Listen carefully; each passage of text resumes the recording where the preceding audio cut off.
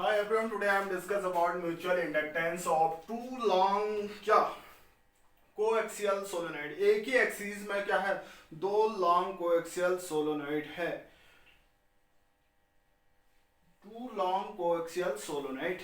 तो उस दौरान उसका म्यूचुअल इंडक्टेंस क्या होगा ये हम पढ़ रहे हैं। सपोज क्या है, हमारे दो क्या है कॉइल है, ये एक तो ये है हमारे पास, इसको एक ये है, दूसरी सेम ऐसी है यहाँ पर, दूसरी क्या है,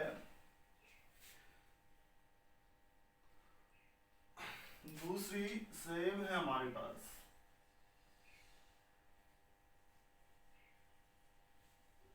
ये है दूसरी हमारी, ये है एक S1 है और एक S2 है। ठीक है, ये S2 डार्क वाली कह देते हैं हम, S2 और ये S1 है। ठीक है, दो लॉन्ग कोएक्सियल सोलेनोइड। ठीक है, सपोज इसकी लेंथ, दोनों की लेंथ क्या है, सेम है, और करंट मैं कह रहा हूं इसमें I1 फ्लो। अब देखो इसका म्यूचुअल इंडक्टेंस एक ही एक्सिस में है, दो क्या है इक्विवेलेंट क्या है आपके सोलेनोइड है, एक S1 है, दूसरी आपकी S2 है, एक S1 है, दूसरी आपकी S2 है। तो सपोज इनमें नंबर ऑफ टर्न्स, पहले S1 वाले में N1 है, दूसरे वाले में आपकी क्या है N2 है, एक में N1 दूसरे में N2 है। ठीक है, तो S2 जो है सोलेनोइड, S1 जो S2 सोलेनोइड है, S1 को पूर्णतः क्या है घेरे हुए है, S2 अराउंड है। तो इस दोनों की लेंथ L है, तो प्रत्येक का क्रॉस सेक्शन एरिया क्या है, सपोज A है, लेंथ L है, प्रत्येक का क्रॉस सेक्शन एरिया क्या है आपका A है। तो S1 जो सोलेनोइड है उसकी, उसमें number of turns per unit length क्या है आपके, सपोज मैंने कहा N1 है, तो मैं इसको क्या लिख सकता हूं, आप N1 अपॉन L लिख सकता हूं। ऐसी S2 में नंबर ऑफ टर्न N2 है, तो N2 अपॉन L लिख सकते हैं। तो S1 में करंट I फ्लो होने पर उसके अंदर क्या होता है, मैग्नेटिक फील्ड्स। S1 में करंट I फ्लो हो रही है तो मैग्नेटिक फील्ड्स B1 क्रिएट हो जाता है। I1 फ्लो होने पर, S1 में I1 करंट फ्लो होने पर उसके अंदर मैग्नेटिक फील्ड्स V1 क्रिएट होता है। तो B1 is equal to mu not, B1 is equal to mu not N into I1। B1 is equal to mu not into N into I1 क्या होगा, इस सोलेनोइड के अंदर जो मैग्नेटिक फील्ड होगा वो इतना होगा। पुटिंग दिस वैल्यू, N की वैल्यू रख सकते हैं, म्यू नॉट N की वैल्यू क्या होगी, N1 होगी। ठीक है, N1, तो ये क्या रखेंगे, N1 upon L into I1। ये क्या होगा, इतना magnetic flux, sorry magnetic field होगा S1 सोलेनोइड के अंदर। इसको मैंने इक्वेशन 1 दे दी। ऐसी S2 में देखो, S2 की बात करते हैं, सोलेनोइड S2 है, S2 क्या है, सोलेनोइड है। S2 के प्रत्येक टर्न से लिंक्ड मैग्नेटिक फ्लक्स कितना होगा, देखो S2 से, S2 से लिंक्ड मैग्नेटिक फ्लक्स मैंने कहा φ2 है, देखो अब φ2 किसके कारण होगा, इस S1 के कारण होगा, S1 मैग्नेटिक फील्ड के कारण होगा। S1 में मैग्नेटिक फील्ड क्या है, B1 इंटू A के कारण होगा। देखो यहाँ पर ध्यान से देखें, हम म्यूचुअल इंडक्टेंस पढ़ रहे हैं, जो S2 में मैग्नेटिक फ्लक्स क्या होगा, वो B1 के कारण होगा। क्यों होगी, क्योंकि हमारी जो पहली कॉइल है S1 है, उसमें I1 करंट है, उसके कारण इसमें मैग्नेटिक फ्लक्स हो रहा है। तो φ2 इक्वल टू क्या होगा, B1 इंटू A लिखेंगे हम, φ2 is equal to B1 into A होगा। ये ध्यान से सुनिए, जो मैग्नेटिक फ्लक्स चेंजेस हो रहा है वो पहले के कारण हो रहा है, पहले का मैग्नेटिक फील्ड B1 है, तभी हमने ऐसा लिखा है। तो यहां पर हम B1 की वैल्यू रख सकते हैं और A की वैल्यू।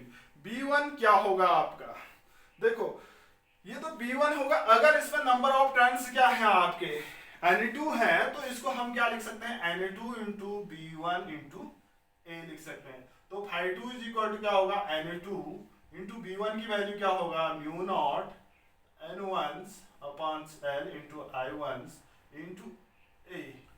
ये क्या होगी, इतनी वैल्यू होगी। अगर हम इसको एक्सप्लेन करते हैं, इसको इरेज कर देता हूं, मैं हटा देता हूं। देखो यहां से हम φ2 फाइंड करते हैं। φ2 इज इक्वल टू, देखो n2 n1 n2 आगे इसमें terms mu not into n1 n2, mu not into n1 n2, और बचा क्या, a बचा, a i1 बच रहा है, a i1 upon l, a i1 upon क्या l बच रहा है, a i1 अपॉन l बच रहा है।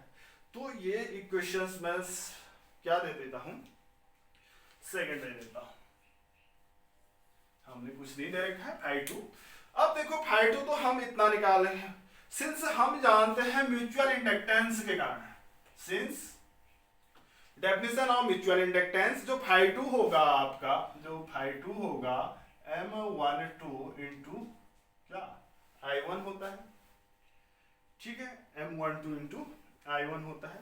इस इक्वेशंस को भी हमने थर्ड इक्वेशन दे दी थी, ये हम जानते हैं डेफिनेशन से, ये हम कहां से जानते हैं, डेफिनेशन ऑफ म्यूचुअल इंडक्टेंस से जानते हैं। तो अब देखो LHS सेम है तो RHS भी क्या होगा, सेम होगा। इक्वेशंस 2 एंड थर्ड से M12 into I1 is equal to mu not into N1 N2 a I1 upon क्या L, I1 से I1 कैंसिल आउट हुआ तो M12 is equal to mu not N1 N2 a upon L आएगा। ये क्या होगा, mutual inductance of second coil with respect to first, mutual inductance of second coil with respect to first. ऐसे ही हम similarly क्या कर सकते हैं, दूसरे का भी निकाल सकते हैं, क्योंकि ये क्या नहीं है, किस पर डिपेंड, ये करंट पर डिपेंड नहीं है। तो सिमिलरली क्या, सिमिलरली क्या होगा, M21 is equal to mu not N1 N2 a upon L, ऐसे ही होगा ये। सिमिलरली हम ऐसे ही फाइंड कर सकते हैं। तो दोनों में सेम आ जा रहा है, आपका आ रहा है, दोनों में क्या आ रहा है, सेम आ रहा है। तो यहां से क्या आ रहा है, M12 मींस ये mutual inductance of first coil with respect to second, इतना है mutual inductance of second with respect to first coil, दोनों सेम आ रहे हैं। तो दोनों हम यहां पर क्या लिख सकते हैं, इन दोनों से हम क्या लिख सकते हैं, इन दोनों से हम लिख सकते हैं M12 is equal to M21 is equal to M। तो एक कॉइल के कारण सोलेनोइड अगर दोनों एक ही एक्सिस में है तो उस दौरान एक कॉइल के कारण दूसरे कॉइल या दूसरे कॉइल के कारण पहले कॉइल का म्यूचुअल इंडक्टेंस सेम होगा। वो कितना होगा, इतना होगा, जो हम डिराइव कर चुके हैं। ठीक है, ये तो है आपका क्या, mutual inductance of two long coaxial solenoid, two long coaxial solenoid. अब देखो नेक्स्ट टॉपिक, इसका नेक्स्ट टॉपिक है आपका mutual inductance of two plane coil, mutual inductance of two plane coil, mutual inductance of two plane coil. ठीक है, बहुत easy है। अब हम कैसे एक्सप्लेन करते हैं, सपोज टू प्लेन कॉइल है जिसमें नंबर ऑफ टर्न्स है, एक में N1 है, दूसरे में क्या है, N2 है। टू प्लेन कॉइल्स है जिसमें नंबर ऑफ टर्न्स N1 और N2 है, और इनकी जो रेडियस है R1 और R2 है। रेडियस क्या है, R1 और R2 है, और ये दोनों क्या है, एक दूसरे के नजदीक रखे हैं, एक दूसरे के संपर्क में है, रखी हुई है। यदि प्राइमरी कॉइल में I1 करंट फ्लो हो रही है तो इसमें मैग्नेटिक फ्लक्स कितना, मैग्नेटिक फील्ड कितना होगा, तो वो B1 होगा। वो B1 कितना होगा, म्यू नॉट अपॉन 2, ये हम पढ़ चुके हैं, mu naught upon 2 N1 into I1 upon क्या, R1। ठीक है, मैंने क्या कहा, अगर पहली कॉइल में I1 करंट फ्लो हो रही है तो उसका मैग्नेटिक फील्ड इतना होगा। सेकेंडरी कॉइल्स जो A है, तो सेकेंडरी कॉइल का एरिया जो हम A लिख रहे हैं, A इज इक्वल टू क्या है, पाई R2 स्क्वायर है, उसका पाई R1 स्क्वायर है। उससे लिंक्ड मैग्नेटिक फ्लक्स कितना होगा आपका, N2 फाइव क्या Ni2 होगा सेकेंडरी कॉइल में मैग्नेटिक फ्लक्स। इसको अगर नंबर ऑफ टर्न्स क्या है हमारी N2, और Φ2 किसके कारण आया होगा, जब हमारी पहली कॉइल में क्या हुआ होगा, करंट फ्लो होगी पहली कॉइल में मैग्नेटिक फील्ड क्रिएट हुआ होगा, तभी हमें मैग्नेटिक फ्लक्स में चेंजेस सेकेंडरी कॉइल में मिले होंगे। ठीक है, यहाँ पर N2 इंटू V1 की वैल्यू रखते हैं N2 into V1 mu naught upon 2 N1 I1 upon R into A क्या है, इसका एरिया है सेकेंडरी कॉइल, इसको मैं ऐसे ही लिख दे रहा हूं अभी तक, इसको तो मैं R1 ही लिख रहा हूं, इसको मैं लिख देता हूं ए लिख देता हूं। तो यहां से कुछ टर्म्स क्या हो रहे हैं, N2 Φ2 कितना आ रहा है, N2 Φ2 is equal to mu not N1 N2 I1 A mu not N1 N2 I1 A upon 2 R1। ठीक है, यहाँ पर V1 क्यों लिखा, क्योंकि हमने पहली वाली कॉइल में हम करंट फ्लो कर रहे हैं, तो सेकंड में मैग्नेटिक फ्लक्स क्या हो रहा है कि चेंजेबल हो रहा है, तो वहां पर इंड्यूस्ड ईएमएफ क्रिएट हो रहा है, तभी हमने ऐसा लिखा है। तो देखो म्यूचुअल इंडक्टेंस, सिंस हम ये भी जानते हैं N2 mutual from definition of mutual inductance क्या N2 Φ2 इज इक्वल टू क्या होता है M12 इंटू I1 लिख देते हैं, क्योंकि ये सेम होता है M इंटू I1 होता है। ठीक है, ये इक्वेशंस फर्स्ट और ये सेकंड दे देते हैं। देखो LHS सेम है दोनों इक्वेशनों का, हम इक्वेशन फर्स्ट और सेकंड से क्या लिख सकते हैं, देखिए इक्वेशंस फर्स्ट एंड सेकंड से, from equation first and second से क्या लिख सकते हैं, N2 Φ2 इक्वल है तो M into I1 is equal to mu not N1 N2 I1 A upon 2 R1। I1 से I1 कैंसिल आउट हुआ, तो ये क्या आया आपका M is equal to mu not N1 N2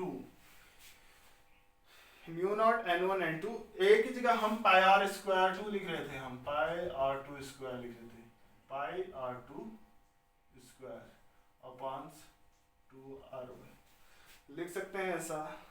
तो यहाँ पर क्या आएगा आपका M is equal to mu not pi N1 N2 into R2 square upon 2R into R2 square upon 2 R1। इसको एक इक्वेशन हम दे देते हैं,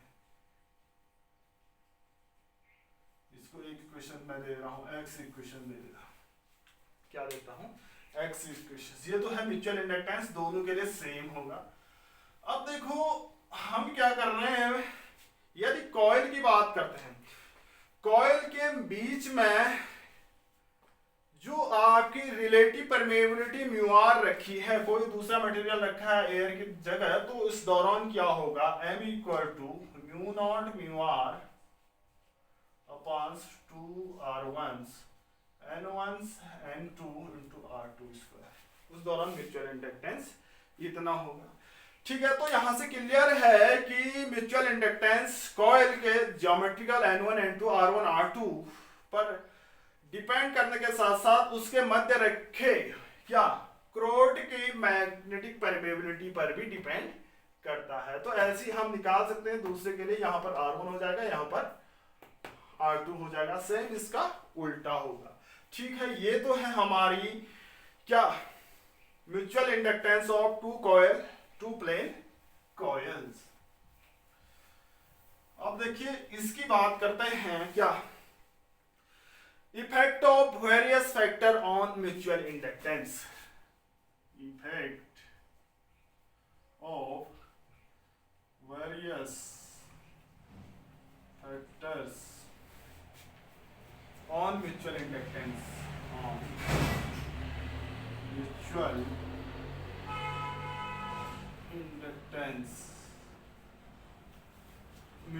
इंडक्टेंस यानी म्यूचुअल इंडक्टेंस को कौन कौन से चीजें इफेक्ट कर सकती है। पहला, effect of material core, effect of material core, effect of material core. देखो हम क्या पढ़ चुके थे, m is equal to mu not mu r थोड़ी upon two pi r two square n1 n2 अपॉन r1। अब देखो यहां पर m क्या है, डायरेक्टली प्रोपोर्शनल है आपके किसके, म्यू आर के। m क्या है, डायरेक्टली प्रोपोर्शनल है। देखो जिसका रिलेटिव परमेबिलिटी कितनी है मैग्नेटिक मटेरियल की, जिसकी जितनी ज्यादा होगी उसकी ज्यादा उतनी ज्यादा उसका म्यूचुअल इंडक्टेंस होगा। अगर रिलेटिव मैग्नेटिक परमेबिलिटी जितनी कम होगी उसका म्यूचुअल इंडक्टेंस उतना कम होगा। तो हम कॉइल्स के बीच रिलेटिव मैग्नेटिक परमेबिलिटी रखते हैं तो उसका जो mutual inductance mu R times क्या हो जाता है, इंक्रीज हो जाता है। पहला पॉइंट। सेकंड है आपका क्या, effect of number of turns, effect of number of turns. देखो effect of number of turns, देखो m क्या है, m डायरेक्टली प्रोपोर्शनल है n1 n2 के। जितने ज्यादा नंबर ऑफ टर्न्स होंगे उतनी ज्यादा क्या होगी, उसकी म्यूचुअल इंडक्टेंस होगी। देखो जिससे कॉइल में जितने ज्यादा नंबर ऑफ टर्न्स होंगे उसके बीच उतना ज्यादा म्यूचुअल इंडक्टेंस होगा। थर्ड पॉइंट है effect of separation, effect of क्या, effect of separation.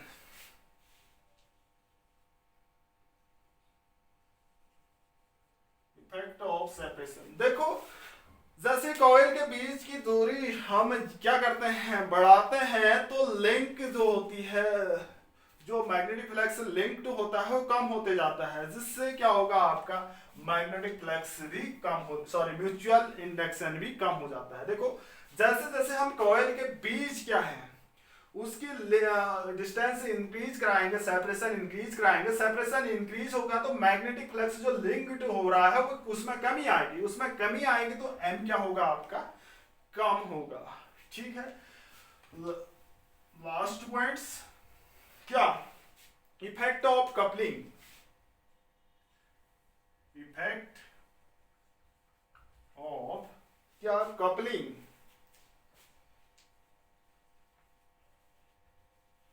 Effect of coupling, देखो यदि हम कॉइल का सेल्फ इंडक्टेंस L1 L2 है तो देखो कॉइल का सेल्फ इंडक्टेंस L1 L2 है तो उसका म्यूचुअल इंडक्टेंस क्या होगा आपका, ये होता है K into square root of L1 L2। ये K क्या है, कपलिंग कोफिशिएंट कहलाता है। ये K क्या है, where K equal to coupling coefficient. Suppose क्या है, दो कॉइल है जिसका सेल्फ इंडक्टेंस L1 L2 है तो उनका म्यूचुअल इंडक्टेंस क्या होगा, M equal to K into L1 L2। K क्या होगा, कपलिंग कोफिशिएंट होगा। सपोज करो यदि प्राइमरी कॉइल से लिंक्ड मैग्नेटिक फ्लक्स सेकेंडरी से क्या करता है, 100% कपल हो जा, किस कंडीशन में होगा, हम कहते हैं अगर आपकी प्राइमरी कॉइल से linked magnetic flux secondary couple से क्या हो जा रहा है, सेकेंडरी कॉइल से कपलिंग कर रहा है, 100% कपलिंग हो जाती है, तो ऐसी कंडीशन में हम K इज इक्वल टू क्या होती है, 1 होता है, तो mutual inductance L1 into L2 होगा। कब, जब हम कह रहे हैं मैग्नेटिक फ्लक्स सेकेंडरी कॉइल से पूरी तरह लिंक्ड होता है तो उस दौरान हम कहते हैं कपलिंग 100% हो जाती है। ठीक है, ऐसी नेक्स्ट टॉपिक लास्ट क्या, इसके बाद आता है आपका, हम पढ़ चुके थे एसी जनरेटर की बात करते हैं, एसी जनरेटर या अल्टरनेटिंग डायनेमो। लास्ट टॉपिक है इस चैप्टर का AC generator.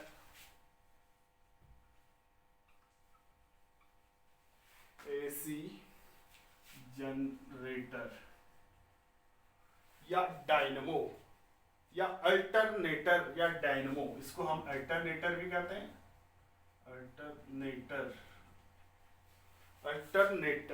Oblique dynamo, dynamo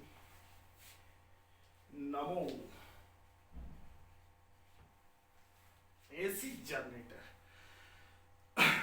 क्या होता है एसी जनरेटर? हम क्लास 10th में लगभग हम पढ़ चुके हैं शायद। एसी जनरेटर क्या करता है? सबसे पहले इसका इंट्रोड्यूस करना बहुत ज्यादा इंपॉर्टेंट है। हम कैसे लिखते हैं? इंट्रोडक्शन की बात करते हैं। क्या है ये इंट्रोडक्शन? तो N AC generators produce electrical energy from mechanical. ये इलेक्ट्रिकल एनर्जी प्रोड्यूस करती है मैकेनिकल एनर्जी से। Just opposite was the motor, opposite what A motor does it.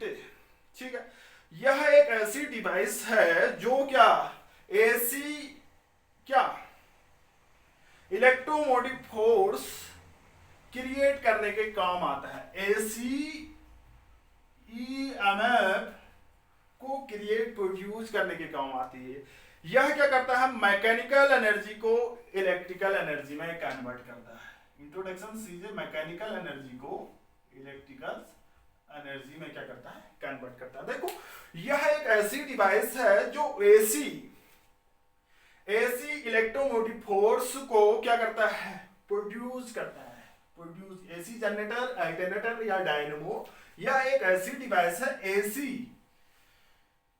EMF को प्रोड्यूस करता है या मैकेनिकल एनर्जी को कन्वर्ट करता है किसमें? इलेक्ट्रिकल एनर्जी में। इसके बाद आता है इसका प्रिंसिपल। देखो, प्रिंसिपल किस प्रिंसिपल पर बेस्ड है?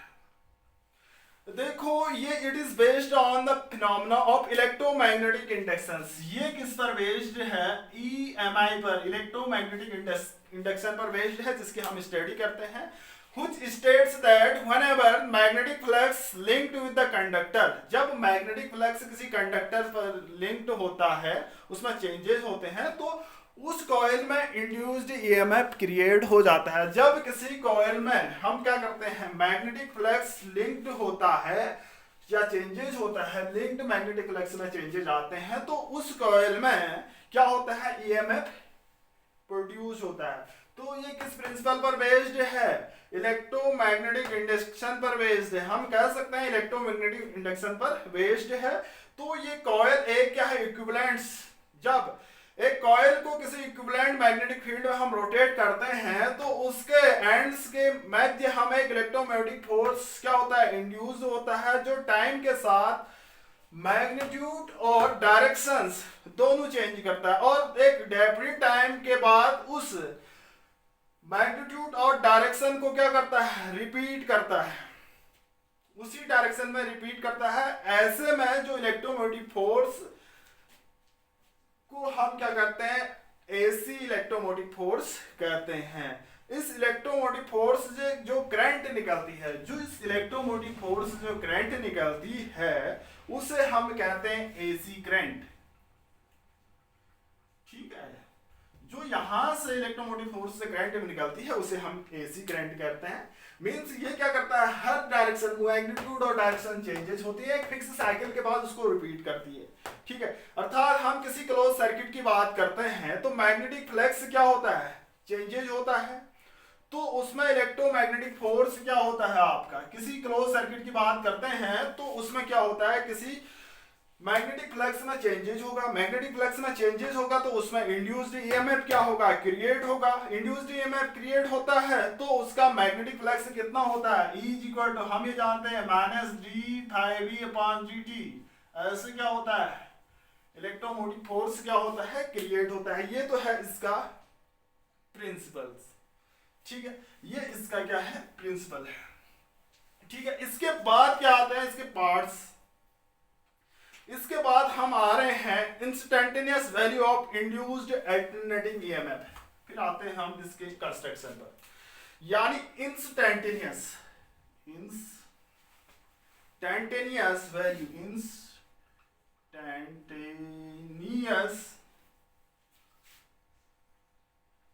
इंस्टेंटेनियस वैल्यू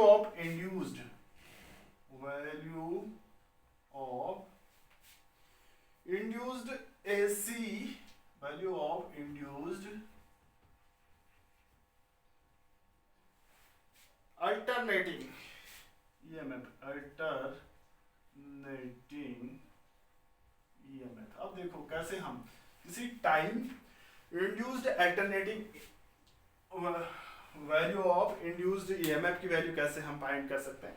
सपोज करो किसी कॉइल को किसी टाइम हम इंस्टेंटेनियस, किसी क्षण हम उसका इंस्टेंटेनियस क्या होगा, किसी क्षण हम क्या करते हैं उसमें इंड्यूस्ड, जो किसी मोमेंट की बात कर रहे हैं, किसी टाइम उसमें इंड्यूस्ड ईएमएफ जो है उसे हम इंस्टेंटेनियस इंड्यूस्ड अल्टरनेटिंग ईएमएफ कहेंगे। किसी क्षण बहुत बार कंटिन्यू हो रहे हैं तो उसको हम इंड्यूस्ड ईएमएफ कहेंगे। सपोज थीटा एंगल पर डिफ्लेक्शन की कंडीशन में कॉइल से लिंक्ड मैग्नेटिक फ्लक्स, देखो हमने कोई कॉइल ऐसे रखा है यूनिफॉर्म मैग्नेटिक फील्ड में, यूनिफॉर्म मैग्नेटिक फील्ड में रखा है। ये क्या है, ऐसे है, ये क्या है, कोई कॉइल है, ये कॉइल है, ठीक है।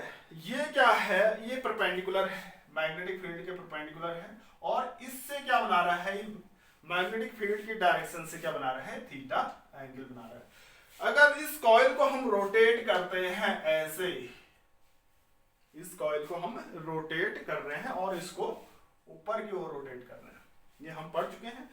तो इस कंडीशन में इसमें मैग्नेटिक फ्लक्स कितना लिंक्ड होगा, तो फाई इक्वल टू हमने बी डॉट ए लिखा था, बी ए कॉस थीटा, तो phi is equal to B A, मैं एन भी लिख रहा हूं, एन कॉस थीटा भी लिख रहा हूं। एन क्या है, नंबर ऑफ टर्न्स, ए क्या है कॉइल का एरिया, बी क्या है मैग्नेटिक फील्ड इंटेंसिटी है। इसको हम ऐसा लिख सकते हैं, हम पढ़ चुके हैं, ठीक है। ये मैग्नेटिक फील्ड बी है, ठीक है। तो इसमें इंड्यूस्ड ईएमएफ क्या होगा, E equal to minus D phi upon D T, हमने पढ़ा था, इस पर डिपेंड करता है। E is equal to minus D phi by D T. तो यहां पर minus D upon D T लिखा और minus B A N cos theta लिख दिया, लिख सकते हैं। तो यहां पर कौन से टर्म कांस्टेंट है, बी ए एन क्या है, कांस्टेंट है, बी मैग्नेटिक फील्ड फिक्स्ड है, area constant, and number of turns constant है। तो यहां पर हम क्या करते हैं, minus B A N D by D T of cos theta, ये क्या होगा आपका कांस्टेंट है, ठीक है। अब हम इसको डिफरेंशिएट कर रहे हैं, तो यहां पर क्या आएगा, आपने पढ़ा होगा मैथमेटिक्स वाले, B A N D by D T of cos theta, cos theta का डिफरेंशिएशन होता है minus sine theta, minus sine theta. लेकिन यहां पर ये थीटा है, ये टी है, फिर थीटा का दोबारा हम डिफरेंशिएट करेंगे तो ये आया D theta upon D T. यहां पर ध्यान देने योग्य बातें हैं, cos थीटा का होता है माइनस साइन थीटा, लेकिन यहां पर थीटा नहीं है, डेनोमिनेटर थीटा के रिस्पेक्ट में नहीं किया जा रहा है, टी के रिस्पेक्ट में किया जा रहा है। तो यहां पर क्या आएगा, टी आएगा, टी आएगा। तो फिर अगेन हमने थीटा के रिस्पेक्ट में हमने क्या किया, डिफरेंशिएट किया गया है, डिफरेंशिएट किया गया है। तो इसके बाद क्या होगा, d theta upon D t को हम क्या लिखते हैं, ये देखो d theta upon D t, rate of change of angular displacement को हम क्या लिखते हैं, angular velocity, theta is equal to omega into t. ये क्या लिख सकते हैं, theta is equal to omega into t, यहां से rate of change of angular displacement, ये d theta upon D t हम क्लास 11th में पढ़ चुके हैं। तो यहां पर D theta upon D T की जगह हम क्या रखते हैं, is equal to minus B A N, minus minus में प्लस लिख देता हूं, बी एन इसकी जगह हम ओमेगा इंटू साइन थीटा लिख सकते हैं, E equal to B A N omega into sine theta, E is equal to B N omega sine theta, इसकी वैल्यू आई, ठीक है। तो देखो ये ओमेगा टी है, थीटा इज इक्वल टू यहां पर क्या आया है, since theta is equal to क्या होता है आपका, थीटा इज इक्वल टू क्या है, ओमेगा टी है, ठीक है। ये कहां से कहां तक घूम रहा है आपका, देखो इसको मैं हटा दे रहा हूं, ये कहां से घूम रहा है आपका, ये हो रहा है जब omega T is equal to क्या है, omega T when if omega T is equal to pi by 2, omega T is equal to pi by 2 है, तो sine omega T is equal to क्या होगा आपका 1 है। ये 90 डिग्री यहां पर हमने क्या था, परपेंडिकुलर है कहा था, ओमेगा टी इक्वल टू 1 है। तो इस दौरान साइन की वैल्यू सबसे मैक्सिमम होती है, इस दौरान ई इज इक्वल टू क्या आएगा, इसकी वैल्यू हम यहां पुट करते हैं इसमें, इस दौरान क्या होगा, ये इज इक्वल टू क्या आएगा, is equal to B A N omega, sine 90 की वैल्यू होगी 1, यानी साइन 1 ओमेगा टी की वैल्यू 1 रखा, तो इसको हमने कहा ई नॉट, जिसे peak value of alternating EMF कहा, जिसे पीक वैल्यू ऑफ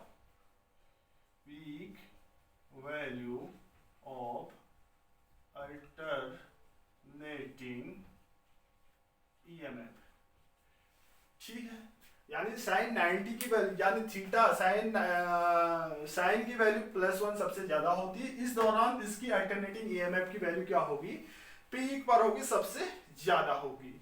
तो यहां से फिर putting this value in equations, कहां putting this value in equations, कहां, यहां पर ओमेगा टी लिख देते हैं, putting this value in equations x, putting this value in equation x, तो यहां पर आएगा e is equal to V N omega की जगह हम क्या रख सकते हैं, ई नॉट रख सकते हैं, तो ये आ गया E naught into sine omega t. तो ये क्या होगा, अल्टरनेटिंग ईएमएफ, ये क्या कहलाएगा आपका alternating EMF, E equal to E not sine omega T. Just हम इसके अगली एक्सरसाइज में हम चलने वाले हैं, तो ई नॉट ई ओमेगा टी है। यही अल्टरनेटिंग जो वोल्टेज है आपका, इसको हम फिर क्या लिखते हैं, देखो यहां पर ऐसा भी लिखते हैं, V is equal to V not sine omega T, I equal to I not, ये ऐसे ही आते हैं, हम बता चुके हैं कैसे आया आई नॉट साइन ओमेगा टी, ये ऐसी सिमिलरली हम ऐसे फाइंड कर सकते हैं। तो हमने इंस्टेंटेनियस इंड्यूस्ड अल्टरनेटिंग ईएमएफ पढ़ लिया है, instantaneous induced alternating EMF E equal to E not sine omega T, किसी टाइम हम उसका इंड्यूस्ड ईएमएफ पढ़ लेते हैं। हम पढ़ रहे हैं क्या, एसी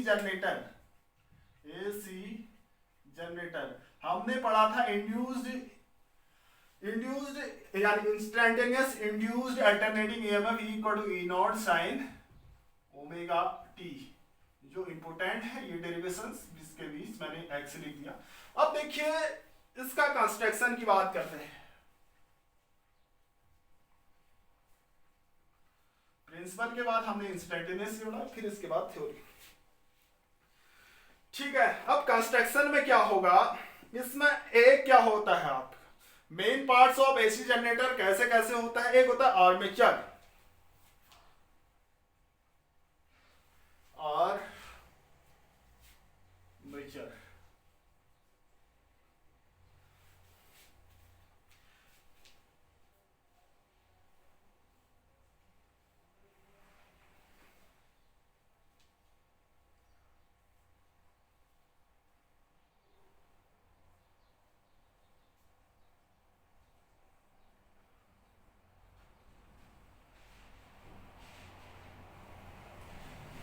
है आपका एक रेक्टेंगुलर कॉइल्स। ये क्या होती है, जो आर्मेचर होती है, सॉफ्ट आयरन कोट पर कॉपर वायर को लपेटकर जो बन रही है आपकी ये ए बी सी डी,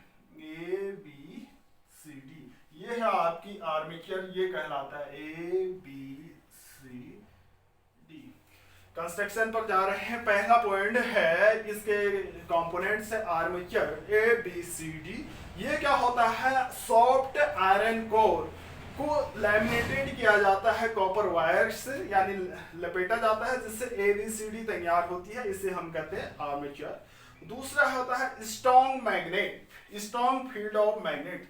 पहला कंपोनेंट्स ये है, दूसरा है strong field of magnet, strong field of magnet.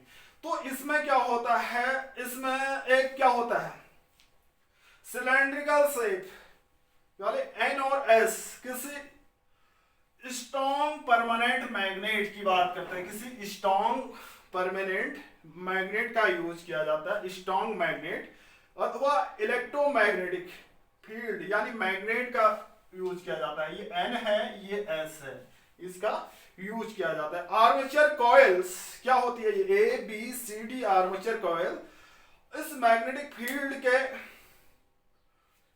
Rotate करने का काम करती है। ये मैग्नेट है, इस कॉइल को रोटेट करने का काम करती है ये क्या, स्ट्रॉन्ग मैग्नेट या मैग्नेटिक फील्ड।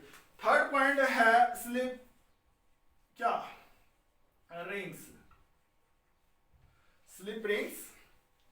ये आर्मेचर के दोनों एंड्स में ब्रास की दो एक क्या होते हैं, एक वलाइस यानी कर्व्ड शेप में होते हैं, R1 और R2 से जुड़ा रहता है। देखो ये क्या है आपका, ये है आपका दूसरा R1 एक सिलेंड्रिकल शेप है, और दूसरा ऐसे जुड़ा रहता है यहीं पर, ये क्या होता है, ये R2 कहलाएगा। ठीक है, ये आर्मेचर कॉइल के साथ क्या करते हैं, रोटेट करते हैं। ये इस कॉइल अगर रोटेट होती है तो ये भी क्या करते हैं आपके, रोटेट करते हैं। Slip rings, the ends of the coil ABCD are connected to hollow metallic, hollow metallic क्या, हॉलो मेटेलिक क्या है आपके, रिंग्स हैं R1 R2, ये क्या करते हैं आपके रोटेट करते रहते हैं आर्मेचर के साथ। फोर्थ पॉइंट है ब्रेस, फोर्थ पॉइंट है आपका ब्रेस, फोर्थ पॉइंट है आपका ब्रेस। ये ब्रेस क्या काम, ये ब्रेस कार्बन ब्रेस होते हैं आपके B1 और B2, ये कार्बन ब्रेस होते हैं, यहीं से लिंक्ड होते हैं आपके, ये कार्बन ब्रेस होते हैं, यहाँ पर क्या होते हैं ब्रेस होते हैं कार्बन ब्रेस, ये लिंक्ड होते हैं आपके B1 और B2 क्या है, ये कार्बन ब्रेस है, B1 और B2 ये क्या है, कार्बन ब्रेस है। B1 और B2 क्या है, इस हॉलो सिलेंड्रिकल्स यानी हॉलो सिलेंड्रिकल जो मेटेलिक रिंग्स हैं, इनको साफ करने के काम आते हैं। ठीक है, ये ब्रेस क्या होते हैं, इससे इस लोड से क्या होते हैं, लिंक्ड होते हैं, जिसके हम यहाँ आउटर साइड, आउटर ये यहाँ पर मिलते हैं। ठीक है, ये तो है आपके ब्रेसेस, यानी क्या क्या है कंस्ट्रक्शन, एक आर्मेचर से बना होता है, स्ट्रॉन्ग मैग्नेटिक फील्ड से, स्लिप रिंग से और एक ब्रेस से। ठीक है, ये तो होता है हमारा क्या, इसके कंस्ट्रक्शन के पार्ट्स होते हैं। ठीक है, तो ये वर्क कैसे करता है आपका, कैसे वर्क करेगा, तो देखो अब इसकी वर्किंग की बात करते हैं। वर्किंग,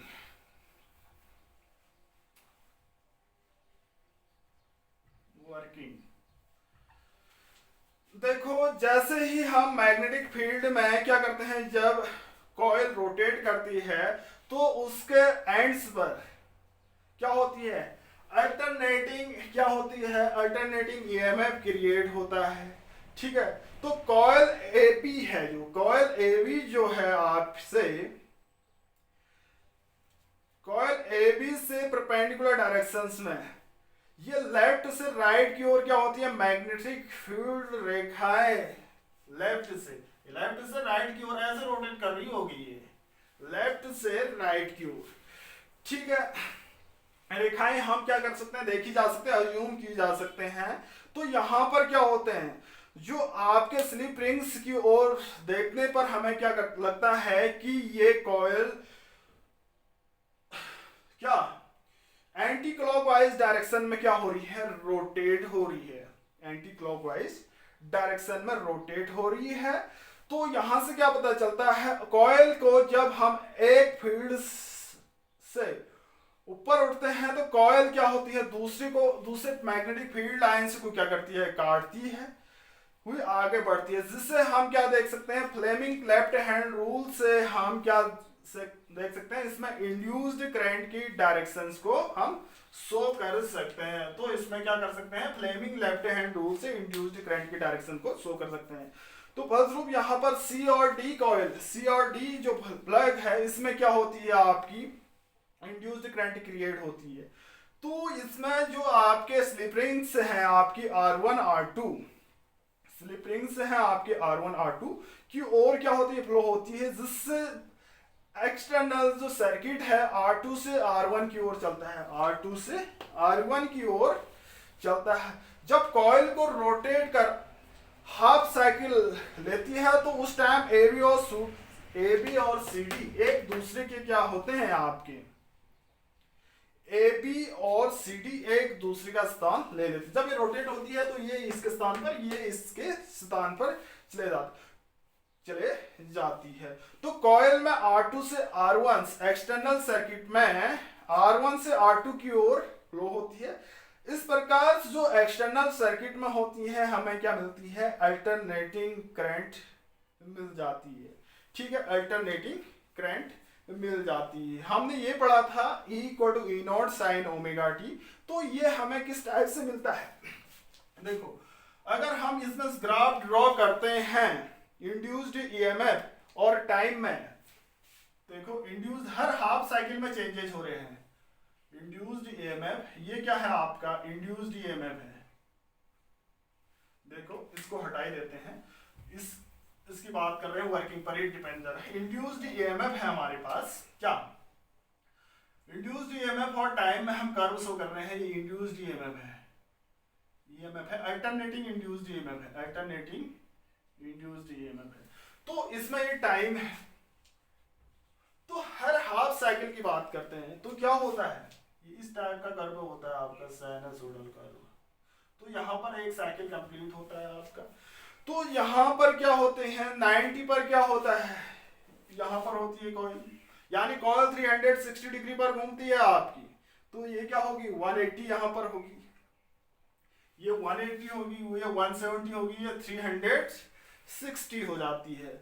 मींस एक राउंड एक कंप्लीट साइकिल 360 टाइम। देखो साइन ये यहीं से निकलता है, साइन की वैल्यू 0 रखते हैं, ये मैक्सिमम ईएमएफ होगा, ये E0 होगा, ये भी E0 होगा माइनस में, ये प्लस में E0 होगा। तो अगर हम साइन की वैल्यू 0 रखते हैं तो उसका ईएमएफ यहाँ पर होगा। वैसे साइन की वैल्यू 90 रखते हैं तो E0 यहाँ पर होगा।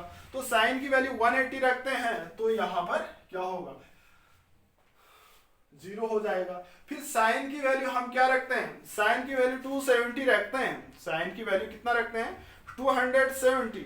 तो यहाँ पर -1 होगी तो ये माइनस E0 हो जाएगा यहाँ पर नीचे की ओर। फिर इसके बाद 360 रखते हैं तो क्या हो जाता है, 0 हो जाता है। तो अपनी एक साइकिल में आते हैं, आधे साइकिल में कुछ ऐसी डायरेक्शन होती है, आधे साइकिल में कुछ ऐसी डायरेक्शन होती है अल्टरनेटिंग जनरेटर की, या एसी जनरेटर की, या अल्टरनेटर की, या डायनेमो की ऐसी डायरेक्शन होती है।